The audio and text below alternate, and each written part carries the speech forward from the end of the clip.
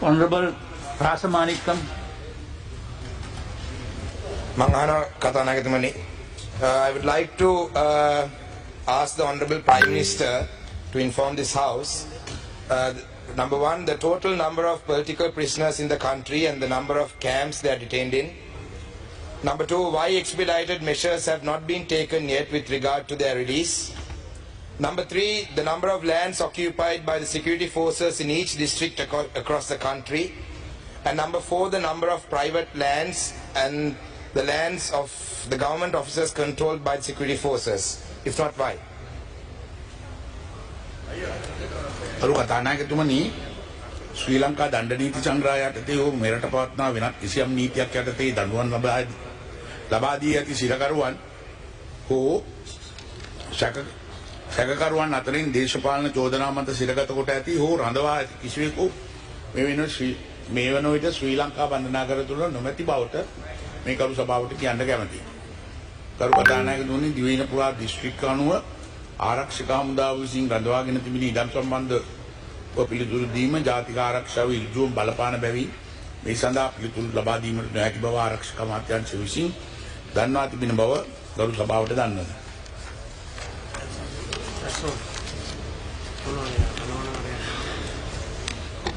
මගේ පළවෙනි අතුරු ප්‍රශ්නේ තමයි my first question is Honorable Prime Minister, there are people who have been in custody since the time even before I was born. You know, some of them have died in prison in the last couple of years. One of your main election promises was that the release of these political prisoners will be done. This was done in the canvassing campaigns that was done in the north and the east.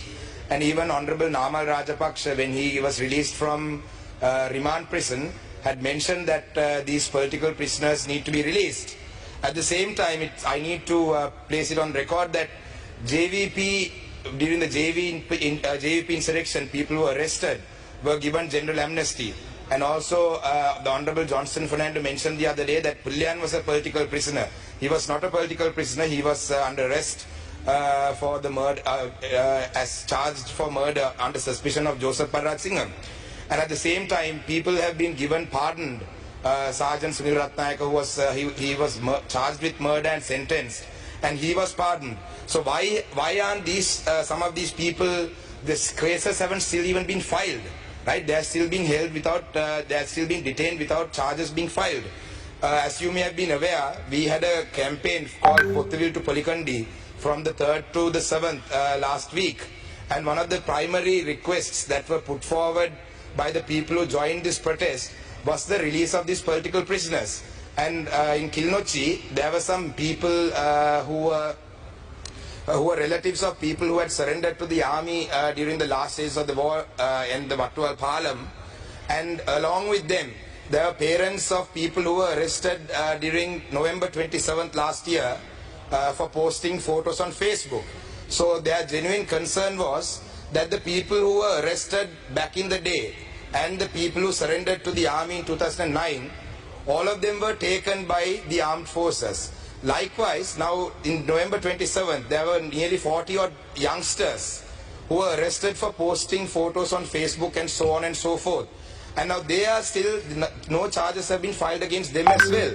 So naturally, there is a concern that in a few years, that these boys could also be missing because these people were arrested. So my question is, why is there two laws? I mean, why is there two laws, one law for different people, and why aren't these cases being expedited? So we can, I mean, sir, you know, as the Prime Minister, I know that you have the capacity to do it and you are genuinely concerned about these people. I would like to see that as the Prime Minister of this country, that you take some action against this because you are the only one who can do this. And we have 100% faith in you, and this was the election promise that was put forward. And it wasn't just TNA that's asking for this. The march, the Pottuvil to Polikandi march that happened, nearly 100,000 people joined this, and one of the main slogans, one of the main requests was the political prisoners. Likewise, even with the Easter attacks, there are people who have been detained for almost 2 years with no cases being filed against them. So I would like to, my first question is, sir, what is happening to them? Are they going to be released, or are they going, because now election has been won, you got 2/3, presidential election was won, these things were used for politics. Are you all going to hold these people in prison just for political mileage, or is there a plan? That's my first question, sir.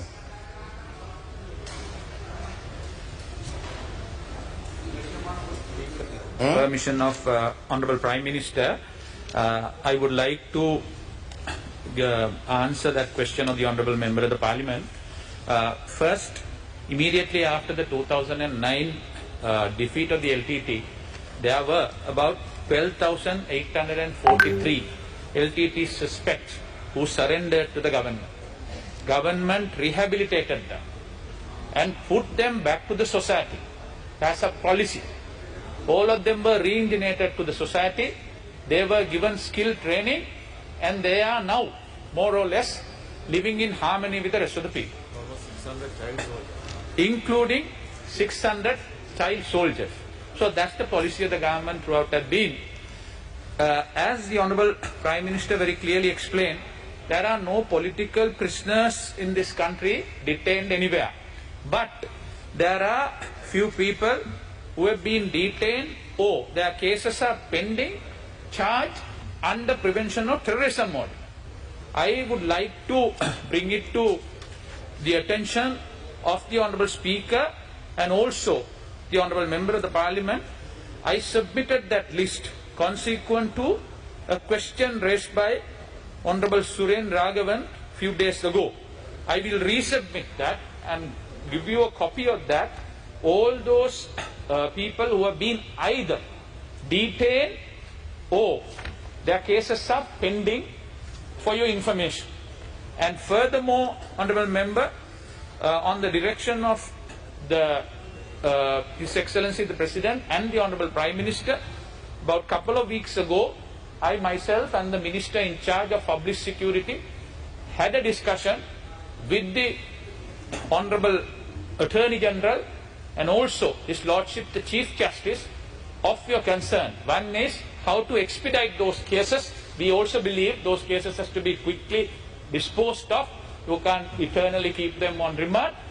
And also to file cases against those there are charges. And therefore, if someone says that we have deliberately kept them behind, it's a very limited number. The charges against them are very, very high and grievous, and also the Honourable Attorney General have been asked to look into those individually. So we will keep you update on the progress to the House and to you, Honourable Member. It's very ironic that the Justice Minister is responding to these questions when the Honourable Justice Minister's own community's issues cannot be resolved by himself and the Prime Minister with the Janasa issue. Please, not your time. So my also one of the grievous concerns, you said that it was very serious concerns that they are detained against. But some of these some of them have been detained most recently for posting photos on Facebook and posting a poem on Facebook. I am very shocked that that's a grievous crime. So I would like to move on to my second question. You know, while we were going through the protest from Pothuil to Poligandi, while we were going through Mullaitivu, Mana, Kilnochi, it was very evident that there were so many military camps. The number of military camps, the Prime Minister has said that he is unable to disclose the information due to security concerns. I understand that. But however, there were so many military camps throughout the north and the east. So I would say that, you know, that this government's primary slogan was, establishing national security. So if this government is able to establish national security, I wonder why there is such a need for so many camps.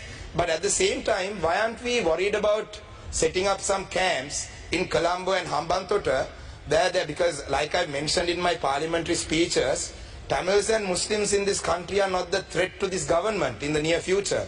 You know, we are giving out plots of land to different countries in the south and in Colombo. So why don't we set up some army camps and, security forces camps around those ports and districts as well? Because like I mentioned earlier, they are the threat for this government in the future. I'm sorry if I'm offending anyone by saying this, but these are all concerns, not just by mine, right? These are not questions that I'm asking for myself. I don't have any family or friends who are political prisoners who are affected by this. Because even in Batiklo district, there are in Kalawanchikudi, even the divisional secretary's office, even the divisional secretariat's office, and also like the irrigation department's office, even those. Here, I will ask my question. This house wastes a lot of time on random stuff. There are a lot of people wasting time on random things. These are questions that are genuine questions that are of the people, right? You mind your own business, right? This is not, you're not the Prime Minister. So my question is, please, right? Your people who want to be the Prime Minister of this country can talk. I am asking this question from the Prime Minister. Mr. Surendra is not a Prime Minister. You're not a Prime Minister. So my question. Let me finish my question. Order, please. I will. Don't waste my time. Don't waste the time of this house. This house wastes a lot of time on unnecessary issues every day. Right? I have observed that there are so many unnecessary things. Yeah. I get this opportunity once a year maybe. We only get the opportunity to ask the Honorable Prime Minister a question once a year maybe, because the opposition, there's only, just mind your business, Surendra Raghavan, you have been appointed on the national list for this, right? You're barking because you got the national list. Just mind your own business. I'm not here on the national list. I have been elected by public. Right? You are just trying to build up you're just trying to build your political career. I have already been elected to parliament by votes. No, unlike you, I didn't come on the national list. I was elected. So let me finish my question. Sir, ek tamai sir me sir meara kaya ganna ba kiyan sir. So my question is, sir, Please. Statement, just tell us what is your question. Sir, I can't finish my question, sir. Yeah, thank you. Listen to the sir. So, sir, the question is, will these private lands and will these lands that are occupied by the security forces, the government lands and the state buildings like irrigation department, DSO, even Kalawanchikudi, right? Will they ever be released, or are we going to hold on to them just so that we show the South that there is some major national security threat in the north and this which is not there? That's my question. You work enough for your nationalist men. ගරු කතානායකතුමනි, අද වෙනකොට යුද්ධෙන් පසු අද වෙනකොට 97ක් land එක ප්‍රයිවේට් සහ government land එක දැනටමත් දීලා තියෙනවා. 97ක් ලෑන්ඩ් දීලා තියෙනවා. ඉතින් එතකොට ඊට පස්සේ ජාතික ආරක්ෂාව වෙනුවෙන් තමයි ඉතුරු ඒවා තියාගෙන ඉන්නේ. ඉතින් ඒක නිසා ජාතික ආරක්ෂාව ඔබතුමාට ක්වෙස්චන් කරන්න බෑ.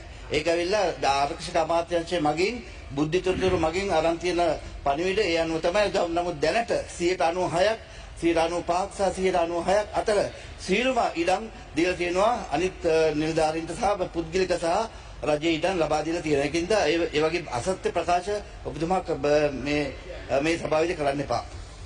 කොහොම ස්තුතියි. කෝකිලා ගුණවර්ධන මෙතිණිය.